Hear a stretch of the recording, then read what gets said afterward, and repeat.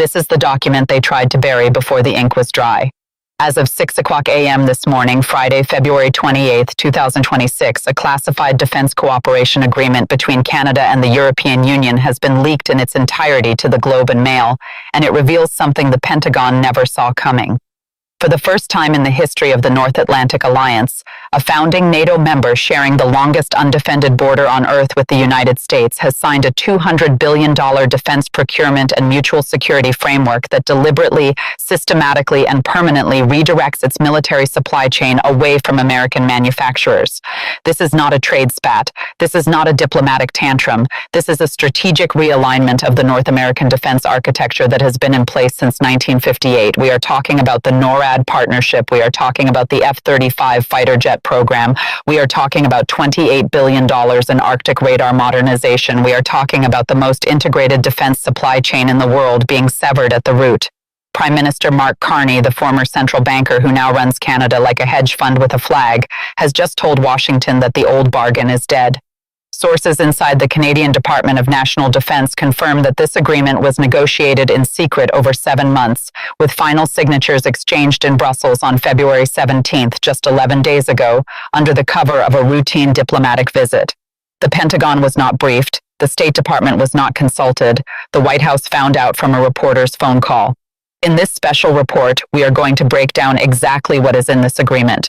We are going to explain the $200 billion pipeline that bypasses every major American defense contractor. We are going to show you why this kills the F-35 deal, cripples NORAD, and hands Beijing and Moscow a propaganda victory they could never have manufactured on their own. And we are going to answer the question nobody in Washington wants to ask. Did America just lose Canada? Buckle up. The map of the Western Alliance is being redrawn in real time. To understand why Carney pulled the trigger on this deal, you have to understand the cascading humiliations that pushed Ottawa over the edge. It started with Trump's tariffs in early 2025, the 25% levies on Canadian steel, aluminum, and auto parts that wiped $14 billion off the Canadian manufacturing sector in the first quarter alone.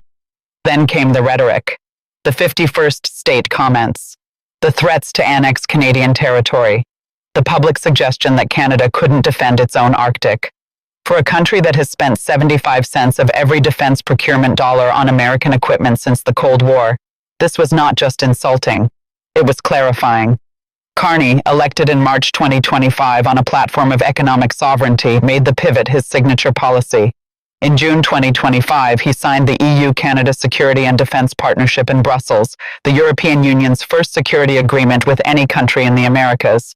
That deal gave Canadian firms access to the EU's $150 billion safe loan program for defence procurement. The mainstream media covered it as a symbolic gesture. It was not symbolic, it was the scaffolding. Here is what was happening behind closed doors that nobody reported. According to leaked diplomatic cables obtained by the Globe and Mail, Canadian negotiators were simultaneously running a parallel track with the European Defence Agency, the German Bundeswehr Procurement Office, and the French Direction Générale de l'Armement. The goal was a comprehensive framework agreement that would lock in $200 billion in bilateral defence procurement, co-development, and technology transfer over the next decade. This is not a letter of intent. This is a binding procurement pipeline with contractual minimums, penalty clauses, and a dedicated bilateral defense investment fund seeded with $12 billion in initial capital. The agreement covers 6 categories: naval platforms, fighter aircraft, armored vehicles, cyber and space systems, Arctic surveillance infrastructure, and ammunition production. Each category has a European lead contractor and a Canadian industrial partner, with mandatory technology transfer clauses that ensure Canada builds domestic manufacturing capacity. The fighter aircraft provision is the bombshell. Let us get technical about what this means for the F-35 program, because this is where the financial carnage begins.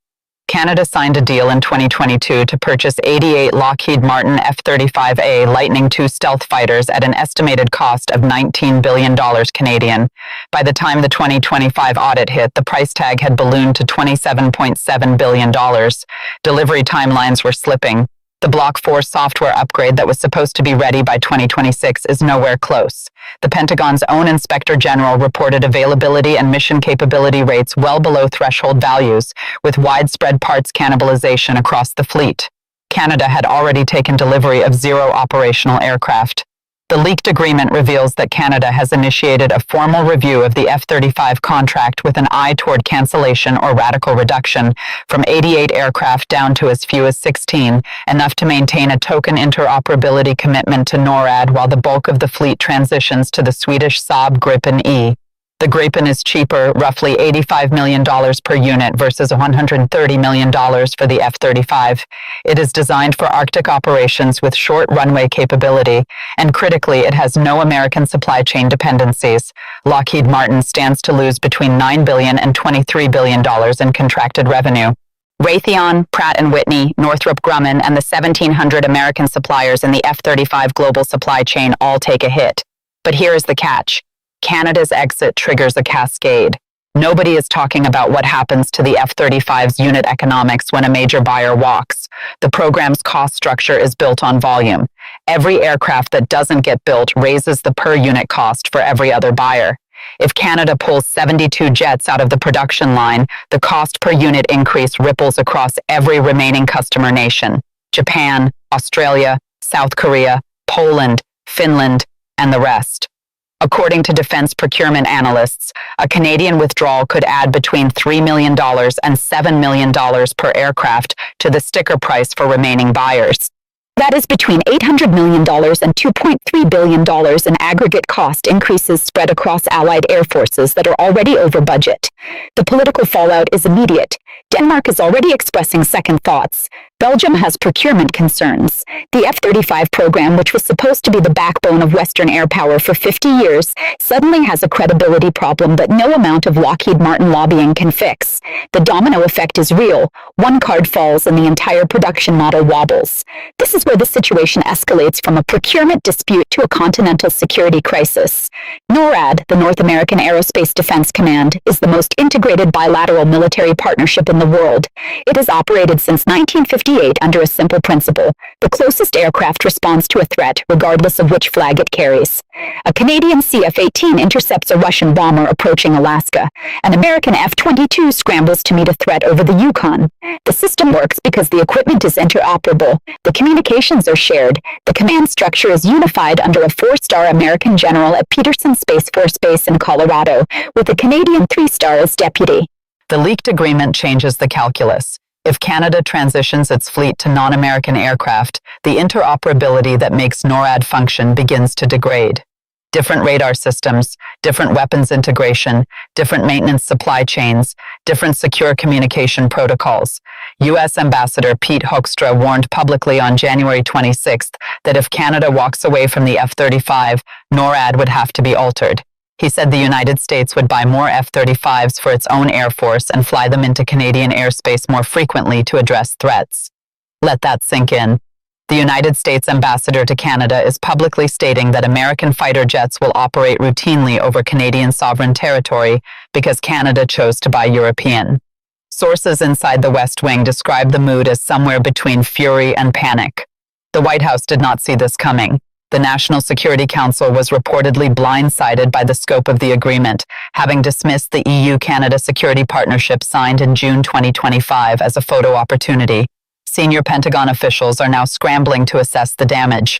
According to a defense official speaking on condition of anonymity, the Joint Chiefs have requested an emergency briefing on the implications for NORAD's early warning architecture, the Arctic Over-the-Horizon Radar Program, and the Golden Dome Missile Defense Initiative. Here is the nightmare scenario that keeps the generals awake. Canada is investing $28.3 billion to modernize NORAD's radar network over the next 2 decades, including multiple Arctic over-the-horizon radar sites in Ontario scheduled to come online by 2029. If those systems are now built with European components, integrated with European command and control software, and maintained by European contractors, the United States loses visibility into its own northern defense perimeter. The shortest route to North America from Russia, China, or North Korea is over the Arctic poles through Canadian airspace. Without seamless integration, detection windows shrink from minutes to seconds. Interception probabilities drop. The entire missile defense architecture of the continental United States is compromised, not by an adversary, but by an ally that decided it could no longer trust Washington. Let us push the scenario to the extreme. Imagine it is 2030. A hypersonic missile is launched from a Russian submarine in the Arctic Ocean. It crosses into Canadian airspace at Mach 7.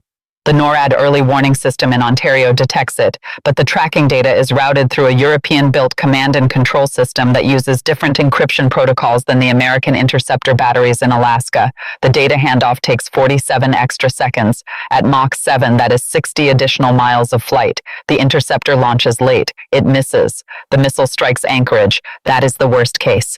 And it is no longer theoretical. It is an engineering problem created by political dysfunction. Every retired general who has served at NORAD understands this. Major General Scott Clancy, who directed NORAD operations, said it plainly. The relationship with the United States is no longer relational. It is transactional. When your closest ally starts treating the defense partnership like a vendor contract, the margins of error in continental defense shrink to nothing. The financial dimensions of this agreement extend far beyond fighter jets. The leaked document reveals 6 major procurement streams totaling $200 billion over 10 years. Stream 1, $47 billion for new conventional submarines, with German manufacturer ThyssenKrupp Marine Systems and Spanish firm Navantia competing for the primary contract. Canada has wanted to replace its aging Victoria-class submarine fleet for years, and the agreement fast-tracks a decision by 2027 with European boats. Stream 2, $38 billion in armored and utility vehicles through partnerships with Rheinmetall of Germany and KNDS, the Franco-German joint venture. Stream 3, $31 billion for Arctic surveillance and communications infrastructure, routed through Thales of France and Saab of Sweden. Stream 4, $29 billion for cyber and space systems, including a sovereign Canadian AI defense platform built on European architecture. Stream 5, $34 billion for long-range precision strike capabilities and counter-drone systems. Stream 6, $21 billion for domestic ammunition production and defense industrial base expansion. Every single one of these streams represents revenue that was previously flowing to American defense contractors. General Dynamics, L3Harris, Boeing, Raytheon, and Lockheed Martin collectively stand to lose tens of billions in future Canadian procurement. Their stock prices have already dipped 2 to 4% in pre-market trading on the leak. Here is what nobody in the mainstream media is connecting. This agreement does not just shift procurement dollars, it restructures the entire defense industrial supply chain of North America. Canada and the United States share the most integrated defense supply chain in the world. Canadian companies make components for American weapons systems. American companies supply subsystems for Canadian platforms. The Defense Production Sharing Agreement, signed in 1956, ensures that Canadian firms are treated as domestic suppliers under U.S. defense procurement rules. If Canada is now building European weapons systems with European components in Canadian factories, the demand for American defense inputs collapses. The factories in Michigan, Ohio, Texas, and Connecticut that supply Canadian defense orders start losing contracts. The workers at those plants, many of them in swing state congressional districts, start losing jobs. This is not abstract economics. This is a $4. $2 billion annual cross-border defense trade relationship that is being rerouted to Hamburg, Stockholm, and Paris. The political implications in an election cycle are explosive. What does Putin think when he sees this? What does Xi Jinping think? They see the Western alliance fragmenting along its most critical seam. The Canada-US defense relationship was the gold standard of alliance integration. If that partnership can be broken by tariffs and tweets, then every other alliance relationship is negotiable. NATO's eastern flank allies, the Poles, the Baltics, the Finns, are watching this and asking themselves, if America treated Canada like this, what happens to us when it becomes inconvenient? The projection of Western solidarity depends on the assumption that core alliances are unbreakable. The sheriff of geopolitics just served an eviction notice on that assumption. Beijing is already exploiting the rift. Mark Carney visited China in January 2026 and announced a new strategic partnership with Beijing. Not a military alliance, but an economic and diplomatic framework that would have been unthinkable 2 years ago. Canada, a Five Eyes intelligence partner, is now deepening economic ties with China while building a European defense architecture that excludes the United States. The intelligence community in Washington is reportedly apoplectic. The fear is not that Canada becomes an adversary. The fear is that Canada becomes Finland during the Cold War, technically neutral, functionally non-aligned, and strategically unreliable in a crisis. The Trump administration's response has been characteristically aggressive and possibly counterproductive. Ambassador Hoekstra's public threat about NORAD alteration was described by former Canadian National Security Advisor Vincent Rigby as a political pressure tactic that gave Carney all the cover he needed to accelerate the European pivot. Sources inside the State Department say the White House is considering 3 retaliatory options. Option 1, reimpose the 25% tariffs on Canadian goods that were partially rolled back in late 2025, targeting the automotive and energy sectors. Option 2, restrict Canadian access to classified American defense technology, effectively kicking Canada out of the F-35 maintenance ecosystem and the Five Eyes technology sharing arrangement. Option 3, the nuclear option, formally renegotiating or withdrawing from the NORAD agreement itself, replacing it with a unilateral American defense perimeter that treats Canadian airspace as permissive operating territory for U.S. military aircraft. Each option is worse than the last. Tariffs would deepen the economic rift that caused the problem. Technology restrictions would accelerate Canada's European pivot, and NORAD withdrawal would hand Russia and China a propaganda victory worth more than any weapons system ever built. It would prove that the United States cannot maintain alliances even with the country it shares a bedroom wall with. Usually when a geopolitical crisis of this magnitude erupts, there is a diplomatic off-ramp, a phone call between leaders, a back-channel negotiation, a face-saving compromise. But the structural conditions that created this rupture make reconciliation extraordinarily difficult. Trump cannot back down from the tariffs without looking weak to his base. Carney cannot reverse the European pivot without looking like he capitulated to American bullying. The defense industrial contracts are binding, with penalty clauses that would cost Canada billions to exit. And the psychological damage is done. Retired Major General Scott Clancy said it plainly. The distrust between Ottawa and Washington is no longer emotional. It is factual.